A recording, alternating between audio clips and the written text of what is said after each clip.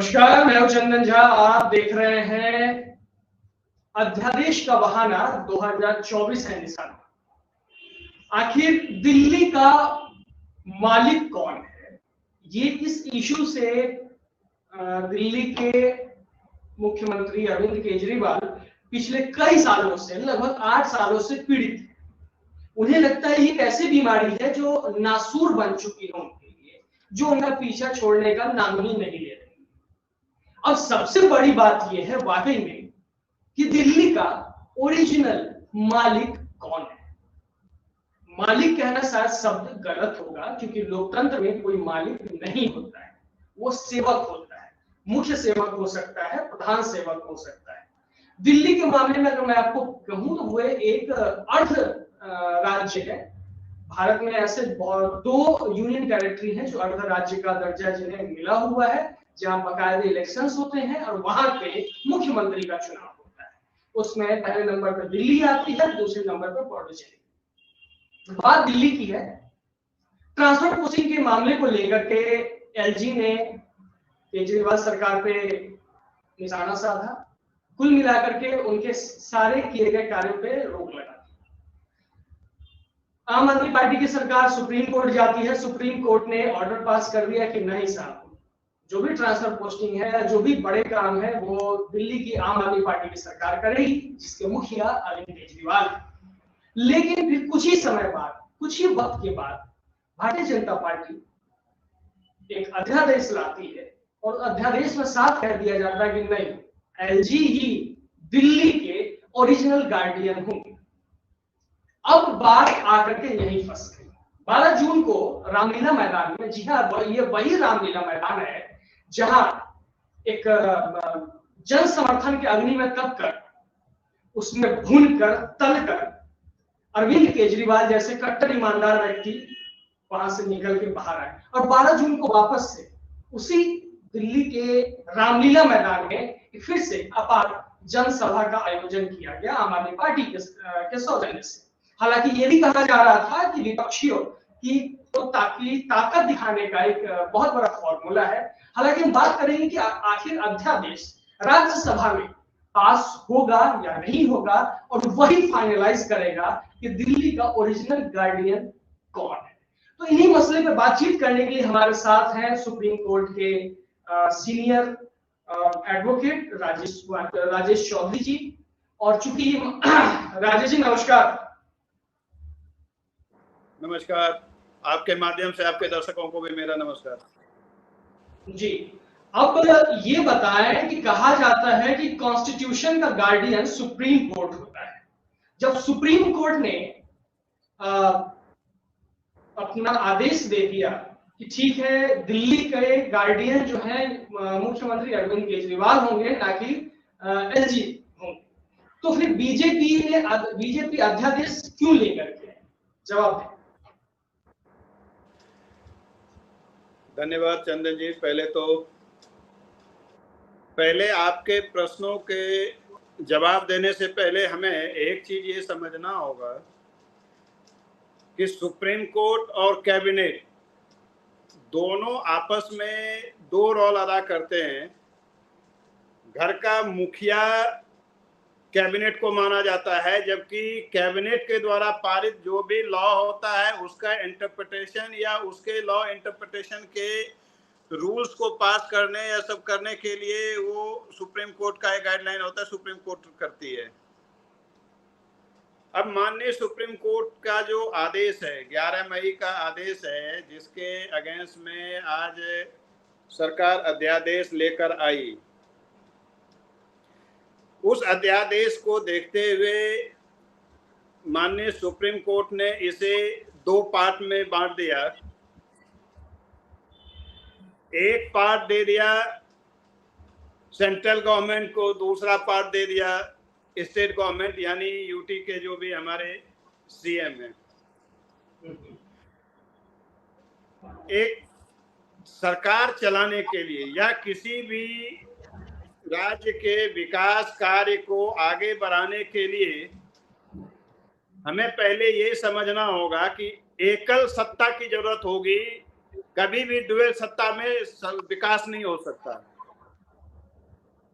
इसलिए union territory होते हुए, यूनियन टेरिटरी का मान रखते हुए, ये पूरा का पूरा, मैं बीच में फिर से एक चीज दोहराना चाहता हूं कि मैं माननीय सुप्रीम कोर्ट के किसी आदेश की अवहेलना नहीं कर रहा या उसको मैं मिस रिप्रेजेंट नहीं करना चाहता, क्योंकि माननीय सुप्रीम कोर्ट का एक अपना अलग ओपिनियन होता है, अलग थॉट होता है, तब वहां पहुंच के फिर वो इतने बड़े फैसले को दे पाते हैं।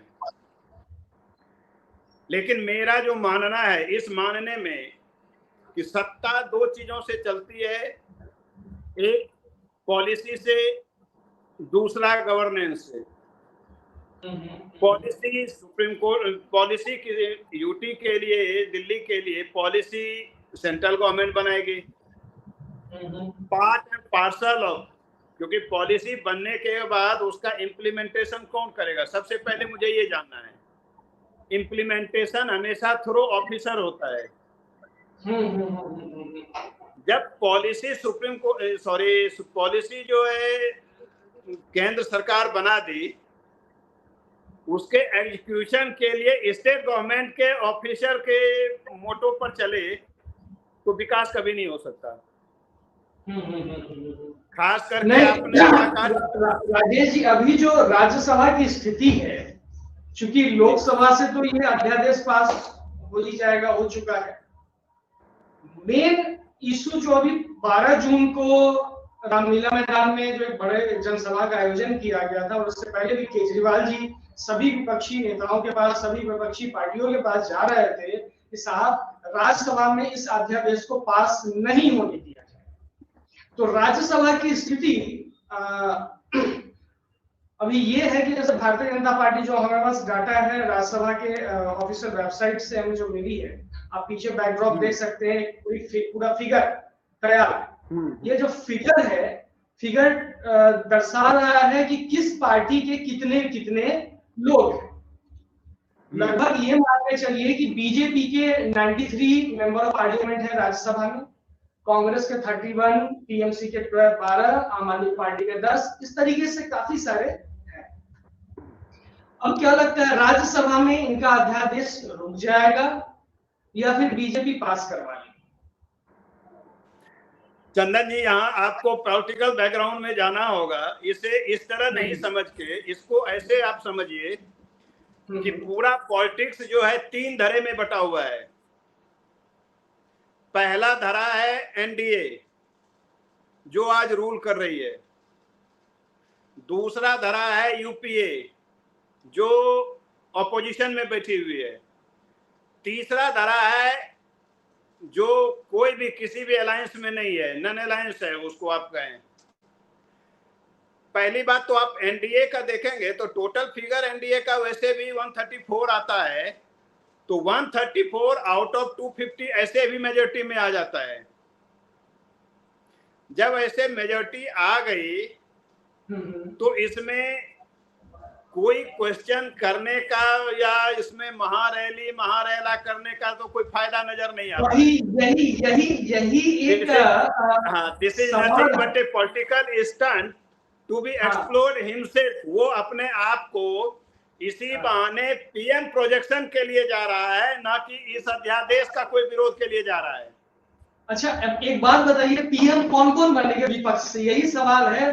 कहीं शरद पवार के लोग खड़े हो जाते हैं, कभी राहुल गांधी और प्रियंका गांधी के नारे लगने लगते हैं, बीच से अचानक कभी नीतीश कुमार का सिगुफा निकल जाता है, और अरविंद केजरीवाल तो हमारे मतलब भारतीय राजनीति के 2 ऐसे राजनेता हैं, जननेता नहीं कहूंगा, राजनेता, जिनपे कोई भी पॉलिटिकल पार्टी विश्वास करने से पहले गर्म लोहे को छू के देखेगी। एक बिहार के मुख्यमंत्री नीतीश कुमार और दूसरे दिल्ली के मुख्यमंत्री अरविंद केजरीवाल। मैं एक चीज चंदन जी बीच में रोक के यही कहूंगा कि एनडीए के अपोजिशन में बैठी जितनी भी पार्टियां हैं, सारे पार्टियों में ऐसा कोई नेता नहीं है, शीर्ष का नेता जो प्रधानमंत्री बनना नहीं चाहता है और अपने प्रधानमंत्री बनने की ख्वाहिश पूरा करने के लिए वो सतत निरंतर प्रयास करते जा रहा है। हर कोई, एक बहुत बड़ा जुमला है कि एक ही साधे सब सदे, सब साधे सब जाए। सब साधे सब जाए। यहाँ क्या है, जो भी हमारे बैठे विपक्षगण में ख्वाब देखने वाले हैं पीएम का, हर दूसरे मंच पर दूसरा आदमी एक गर्लफ्रेंड की तरह रूठ जाया कर रहा है।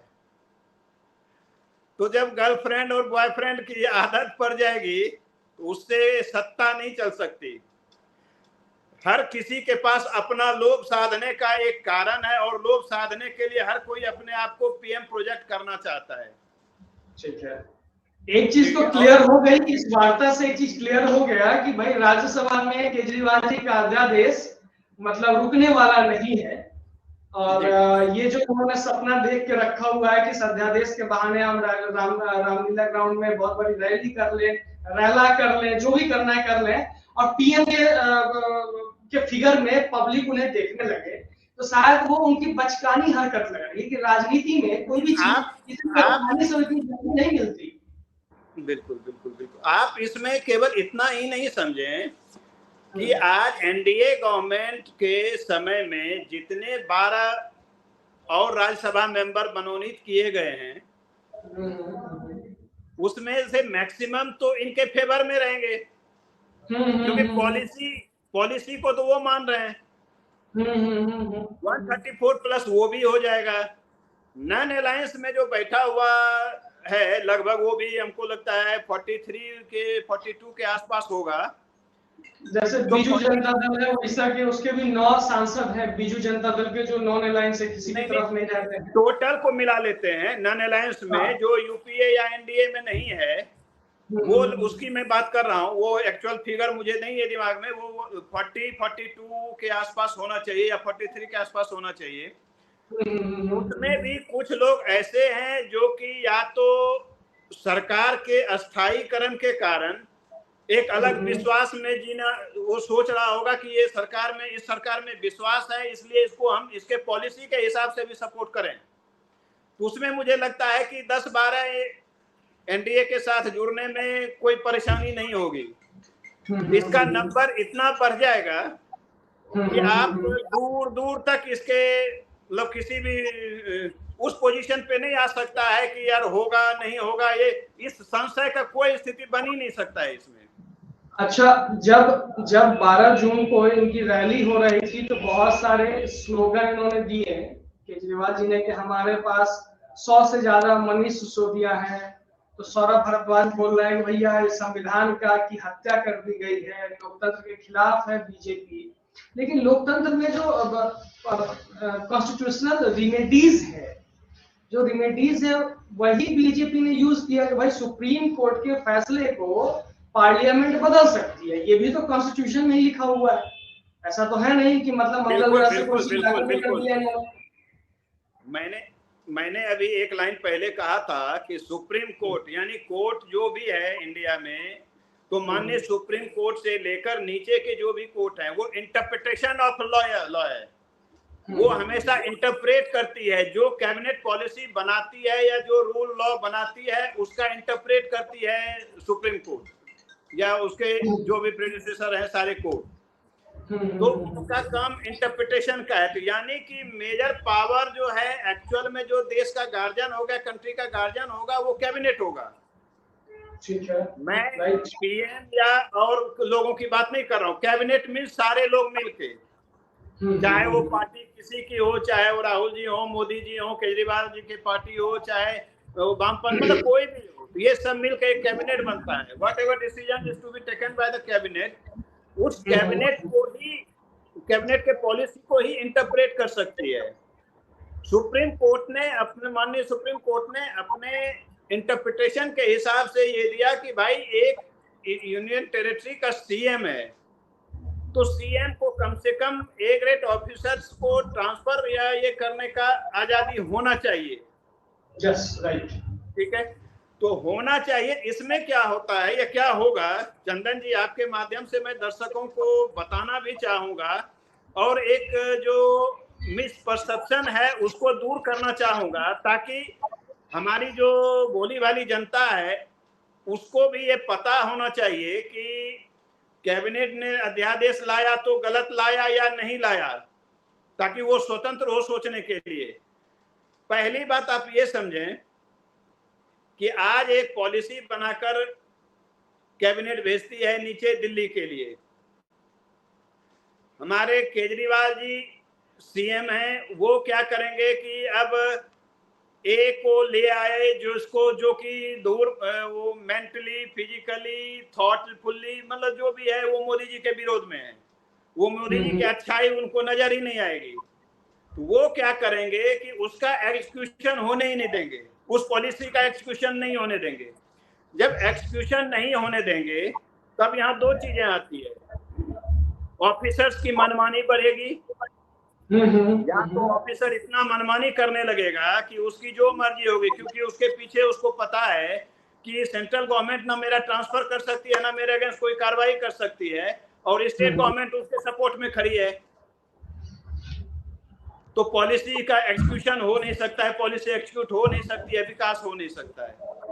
दूसरा एक और है कि ऑफिसर को एक डर बना रहेगा कि सेंट्रल गवर्नमेंट को अगर पॉलिसी को हमने लागू नहीं किया तो कल सेंट्रल गवर्नमेंट मुझे पनिश कर सकती है, इधर उधर भेज सकती है। अब ये डर एक बना रहेगा, और स्टेट गवर्नमेंट का डर है कि अगर उसने लागू नहीं किया तो स्टेट गवर्नमेंट उसको जहां मर्जी होगी वहां भेज देगा। तो इस डर के माहौल में कोई भी ऑफिसर्स काम ही नहीं कर पाएगा। तो अंततोगत्वा सफरर कौन होगा? अंततोगत्वा सफरर होगा अपना जो दिल्ली की जनता है, पब्लिक सफर करेगी। अंततोगत्वा सफरर तो दिल्ली की जनता होगी, सफर दिल्ली की जनता करेगी। ये अच्छी पॉलिसी होते हुए भी कुछ नहीं हो पाएगा और अच्छा कुछ भी नहीं हो पाएगा। तो यहाँ अध्यादेश का जो आपका एक स्लोगन है, अध्यादेश का बहाना 2024 है निशाना, तो ये मैंने इसीलिए कहा था कि एक मंच रामलीला का जिसने आप पार्टी को जन्म दिया। आपको जो चीज फैक्ट आपके माध्यम से जनता को मैं बताना चाहूंगा, देखिए कितने अजीबोगरीब बातें हैं। अक्टूबर 2012 में आप पार्टी का जन्म होता है, ठीक है। नवंबर में 2012 में आप पार्टी जन्म के बाद लॉन्च करती है, उसका नामकरण हो जाता है, ठीक है। ठीक एक दशक पूरा होता है, नए तिलस्म की तलाश में फिर वही रामलीला मैदान आता है। इस बीच में कभी रामलीला मैदान उनको नजर नहीं आया। देखिए, रामलीला मैदान इनका बस चले, इनको तो ये लगता है कि इनके बारे में कभी विश्वास, जो इनके कभी खास अच्छे मित्र हुआ करते थे, वो इन्हें आत्ममुग्ध बौना कहते हैं। और मुझे ऐसा लगता है कि रात में जब इस सपना देखते होंगे तो लगता होगा कि भाई अब सुबह सुबह प्रधानमंत्री बनना ही है, शपथ ले ही लेना है मुझे सुबह ऐसा लगता है। चंदन जी आपके माध्यम से, हालांकि ये पॉलिटिकल कटाक्ष हो जाएगा और मैं क्षमा चाहूंगा कि लोग मुझे किसी पार्टी विशेष से ना जोड़ें। मैं एक चीज कहूंगा कि एक ऋषि नदी के तट पर बैठे हुए थे, वहां एक डूबता हुआ बिच्छू नजर आया उन्हें। जब उनने सोचा कि भाई हमारा काम है उसको निकाल देना, उनने अपने हाथ में उनको निकाला तो उनके तिला में जहां भी अटनी में उसको डंक मार दिया। तो ये जो डंक मारा तो भी उनने निकाला, यानी जिसे डंक मारने की आदत है उसे कोई नहीं चाहिए, क्योंकि उसका दोस्त कोई हो ही नहीं सकता है। सही कहा। हमारे केजरीवाल जी के साथ में जितने लोग हैं, पुराने अन्ना जी से लेकर आज यहाँ तक बैठे, यहाँ तक की जर्नी में आप देख लीजिए, कोई आदमी जो अपने 2 कदम बढ़ने की आदत डाली हो और उनको केजरीवाल जी ने साइड नहीं किया हो, चाहे वो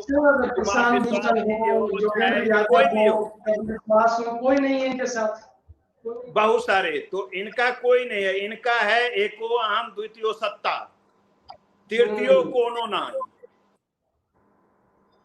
तो इनके लिए जो सत्ता का सुख है, सत्ता के सुख में, इसके कारण ये क्या होता है, ये दिल्ली की जनता को बस 2 ही चीज इन्हें करना है, बिजली फ्री ये कर देंगे। कभी अभी आप देखें, अभी एक बहुत हर दुकान पर एक नया 500, 1000, 2000 का एक नया टैरिफ लागू किया है। हाँ। ठीक है।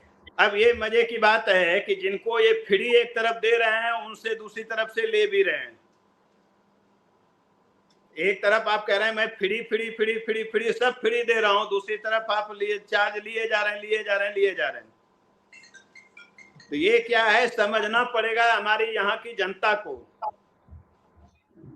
चौधरी साहब देखिए, एक बात तो इस वार्ता से क्लियर हो गई कि अध्यादेश जो है इसी बहाना है। उन्हें भी पता था, केजरीवाल साहब को भी पता था कि राज्यसभा से ये किसी भी हालत में बीजेपी से क्लियर करवा ही लेगी, और मैं चाह करके कुछ नहीं कर सकता हूं।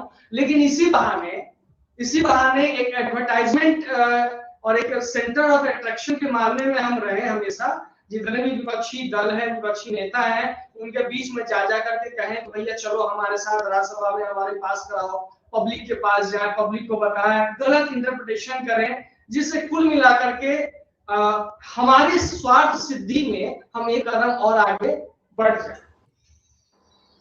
सच्चाई है। एक चीज चंदन जी, पहले तो ये समझ लें कि विपक्ष में बैठे हर किसी को अपना लोभ है, और अपना लोभ साधने के लिए हर कोई अपने पार्टी से एक नया प्राइम मिनिस्टर प्रोजेक्ट करता है। आज उमर अब्दुल्ला की बातें आप सुने होंगे, या उनका एक बहुत अच्छा डायलॉग था कि भाई जब मुझे जरूरत थी उस समय कहाँ गए थे आप। यानी कि जरूरत के हिसाब से केवल मित्रता नहीं होती, पॉलिटिक्स में भी अगर किसी के साथ जुड़ना है तो उसको आपको मित्रवत व्यवहार करना होगा, समय समय पर आपको उसके लिए उसका साथ देना होगा। तो मैंने आपको बीच में, कार्यक्रम के बीच में ही कहा कि भारतीय राजनीति के दो ऐसे पुरोधा राजनेता हैं जिनपे राजनीति के दिग्गज या फिर राजनीति के सीढ़ी पे चढ़ने वाले, पहले पायदान पर चढ़ने वाले जो नेता हैं, वो भी साथ विश्वास करने से पहले गर्म लोहे को एक बार छुएंगे, फिर सोचेंगे कि विश्वास करें न करें। और उस श्रेणी में दो ही लोग आते हैं, एक नीतीश कुमार जो बिहार के मुख्यमंत्री हैं, और दूसरे अरविंद केजरीवाल जो दिल्ली के मुख्यमंत्री हैं। तो शायद आपने सही कहा, और बहुत बहुत धन्यवाद राजेश जी आपका जुड़ने के लिए। दर्शकों को मैं आपको बता दूं कि 130 से ज्यादा सीट्स राज्यसभा में एनडीए के पास है। जो अध्यादेश के मामले पे जो केजरीवाल जी ने हंगामा मचाया और लोगों को मिसगाइड किया, विपक्षियों को एक साथ जोड़ने का एक मतलब सिगुफा जोड़ दिया, सिगुफा खड़ा किया, वो धराशायी होता दिख रहा है। पब्लिक है, सब जानने लगी है कि भाई जब राज्यसभा में 134 सीट है तो आप चिल्ला चोट मचा के क्या कर सकते हैं। जिस हिसाब से सुप्रीम कोर्ट ने जो आदेश दिया था, तो कॉन्स्टिट्यूशन में ये भी लिखा हुआ है कि सुप्रीम कोर्ट के आदेश को पार्लियामेंट बदल सकती है, और इसमें कहीं से कहीं तक लोकतंत्र का हनन नहीं है, संविधान का हनन नहीं है। जिन्हें भी लगता है कि संविधान खतरे में आ गया इस कारण के बाद, इस इशू के बाद, उन्हें बहुत सारे ऐसे केसेस देखने चाहिए और समझने चाहिए कि कैसे सुप्रीम कोर्ट के फैसले को पार्लियामेंट ने बदला, चाहे वो साबानो केस हो या उसके बाद एनडीए के टाइम में रिजर्वेशन को लेकर। तो आपको ये कार्यक्रम कैसा लगा हमें जरूर बताएं, कमेंट में जरूर लिखें। अच्छा लगा, अच्छा नहीं लगा, शेयर करें और लाइक करें। धन्यवाद।